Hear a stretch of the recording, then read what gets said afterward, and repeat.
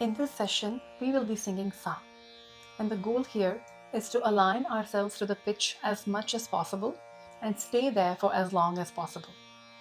But before we begin, there are a few things to keep in mind. Make sure you're wearing a comfortable and loose outfit. You sit in a firm and comfortable surface in a cross-legged posture with spine comfortably erect. You can sit on a firm cushion or a yoga mat if you have it handy, or simply sit on the floor or carpet. Have a tanpura playing in the background. It's best to do this exercise in a reasonably empty stomach. Have room temperature or lukewarm water for sipping in between. Please turn your phone into silent mode and do not disturb mode, and make sure there is nothing in the way that might cause any disruption during the entire session. Let's begin our practice. You will hear me singing Sa for a certain duration. Please listen and do not start singing yet. You will get a cue to repeat and you can start singing then. As much as possible, try singing for the same duration that you heard me sing. We will do this for 10 minutes. After that, I will go over some common mistakes that may happen if you are a beginner and some important things to keep in mind while you practice.